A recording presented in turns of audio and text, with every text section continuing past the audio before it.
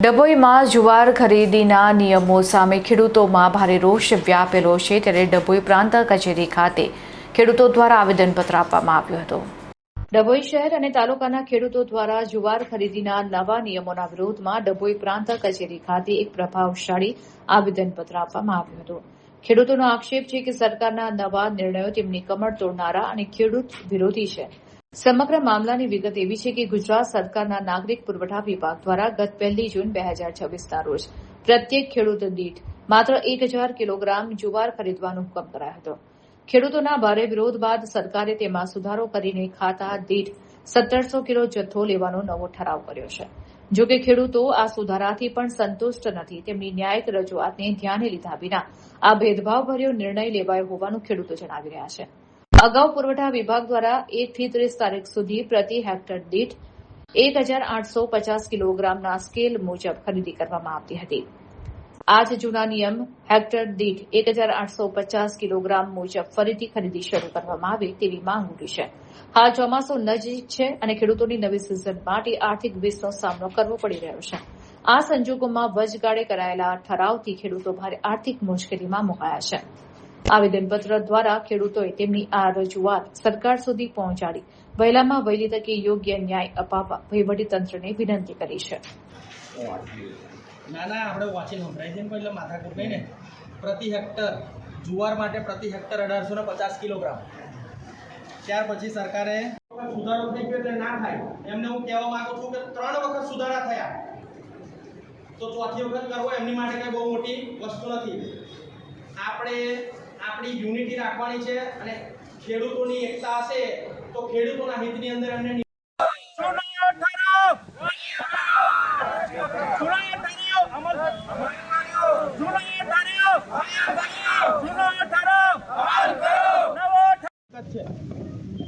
એમે આપણો મેર નતો પડવાનો ને એમે નતો મેર પડવાનો। આપણી માંગ એક હતી કે જે જૂનો ઠરાવ થયેલો હતો જે ખેડૂતોની તમે અડધા ખેડૂતોની નથી આપણે જ આપણી લડાઈ આપણી માંગ સરકાર સુધી પહોંચાડવાની છે।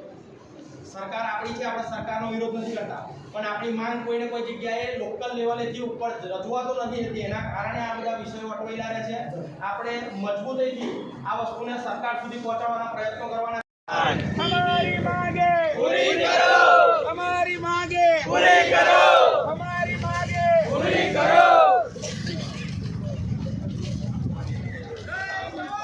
जय किसान, जय किसान, पूरी करो। प्रति ખેડૂત 1000 કિલોગ્રામ આનો વિરોધ કર્યો એટલે આ પાડ્યો અને એનો વિરોધ કર્યો એટલે પછી સરકારે અત્યારે ત્રીજો પરિપત્ર આપેલો છે કે જેમાં પ્રતિ ખેડૂત મહત્તમ 1700 કિલોગ્રામની મર્યાદા। અમારી માગણી હતી કે જૂનો જે ઠરાવ છે એ જ પ્રમાણે ઓલરેડી 1 તારીખથી 30 તારીખ સુધી એ લોકોએ ખરીદી કરેલી છે તો અડધા ખેડૂતોનું તમે લીધું છે અને અડધા ખેડૂતો જે બચેલા છે એમનું તમે માંથી આટલો જથ્થો લેવાશો તેના બદલે એક મહિનો તો એમને ખરીદી ચાલુ થાય બીજા 1 તારીખ પછી 1 મહિના પછી પાછા કે અમારે આવા જથ્થો વધી ગયો છે અમારથી ના લેવાય એવું એ લોકોનું કેવું કે 1 મહિના સુધી શું કર્યું ઓન રેકોર્ડ આ તો છે બધું ઓન રેકોર્ડ એમની પાસે અરજી આવી જતી હતી। જય જવાન જય કિસાન। આજ રોજ ડભોઈ એપીએમસી માર્કેટયાર્ડ ખાતે ડભોઈ તાલુકાના તમામ ખેડૂતો અહીં ભેગા થઈ અને આજે પ્રાંત ઓફિસર કલેક્ટર સાહેબને આવેદનપત્ર આપી અને અમે અહીંયા ઉપવાસ ઉપર ભેગા થયા છે। તો અમારી સરકારને એક જ માંગ છે કે અમારો જે જૂનો ઠરાવ થયો હતો અને અમારી જે નક્કી કરી હતી હેક્ટર 1850 એ જ અમારી માંગ છે અને એ જ અમારી સરકાર પૂરી કરે એ રીતે અમે આજે ઉપવાસ ઉપર બેઠા છે। અને બીજી વાત કે અત્યારે ખેડૂતને કેટલું પાકે છે એ કુદરતના આધારિત છે, બાકી સરકાર નક્કી નહીં કરતી કે ખેડૂતને આટલું જ પાકે છે અને અમે આટલી ખરીદી કરીશું। બીજી વાત કે અત્યારે વરસ માથે આવી ગયું છે, ખેડૂતોના માલ બહાર ઢગલા પડ્યા છે તો હવે અમારે ખેડૂતોને નવું સિઝન ઊભી કરવાની કઈ રીતે અમે કરીશું? અમે લોનો ભરવાની હોય છે, સરકાર એવું કહે સમયસર લોન ભરાય તો તમારો વ્યાજ માફ થશે, આ સમયસર લોન નહીં ભરાય તમારું વ્યાજ કદી માફ થવાનું? હું તો ખેડૂત ડૂબવાનો છે એની અંદર। તો અમારી સરકારને એક અરજ છે કે અમારી જૂની માંગ છે એ પૂરી કરે અને આ વહેલી તકે અમારો નિર્ણય લાવે એવી અમારા બધા ખેડૂતોની ડભોઈ તાલુકાના દરેક ખેડૂતને એવી નમ્ર વિનંતી છે કે અમારો માલ વહેલી તકે ખરીદે અને અમારો નિવેડો લાવે. આ નિર્ણય નહીં આવે તો શું કરશો? આ નિર્ણય નહીં આવે તો અમે જે નિર્ણય લીધો છે જ્યાં સુધી નિર્ણય નહીં આવે ત્યાં સુધી અમે અપવાસ ઉપર રહીશું અને અમે લડત ચાલુ રાખશું. શું નામ આપનું?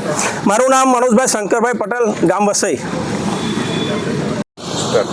શું કાર્યક્રમ છે ખેડૂતોના પ્રશ્ન લઈને? આજરોજ અમે MSPના ભાવથી જે જુવાર ખરીદી થતી હતી એના અંતર્ગત પ્રાંત અધિકારીને આવેદનપત્ર આપવા ગયેલા. ત્યાં આગળ એ ગેરહાજર હતા. એમની જગ્યા પર ડેપ્યુટી કલેક્ટરને આપણે આવેદનપત્ર આપી અને અમારી માંગ મૂકી છે. MSPના ભાવથી જે જુવારની ખરીદી ચાલતી હતી એમાં સુધારો કરી અને એ લોકોએ 1000ની જગ્યા પર 1700 કિલો કરેલો છે.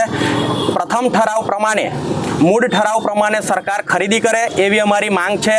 અને 1 મહિનાની અંદર આ ત્રીજી વખત એ લોકોએ ઠરાવ બદલી કાઢેલો છે. તો એનાથી ખેડૂતોને બહુ મોટું નુકસાન થાય છે, આર્થિક નુકસાન થાય છે. એની માટે અમે આજે ભેગા થઈ અને APMC ગ્રાઉન્ડ ખાતે ધરના પ્રદર્શન અને આમરણ અનશન પર બેસેલા છે. કેટલા ખેડૂતો જોડાયા છે તમારી સાથે? કયા ખેડૂતો? ડભોઈ તાલુકાના તમામ ખેડૂતો આજે અમારી સાથે જોડાયેલા છે અને જ્યાં સુધી અમારી માંગ સ્વીકારવામાં નહીં આવે ત્યાં સુધી આ આમરણ અનશન ચાલુ રહેશે. સરકારને શું મેસેજ આપવા માંગો? અમે સરકારને મેસેજ આપવા માંગીએ છીએ કે જૂના ઠરાવ પ્રમાણે જે 1 મહિનો તમે ખરીદી કરી હતી એ જ પ્રમાણેની ખરીદી ફરી ચાલુ કરો. જે ખેડૂતોની ખરીદી થઈ ગયેલી છે એ જૂના ઠરાવ પ્રમાણે થયેલી છે 30 તારીખ સુધી. ત્યારબાદ તમે નવો ઠરાવ કાઢી અને અરમઈમાં જેવું વર્તન ખેડૂતો જોડે ના કરો એવી અમારી 2 હાથ જોડીને નમ્ર વિનંતી છે.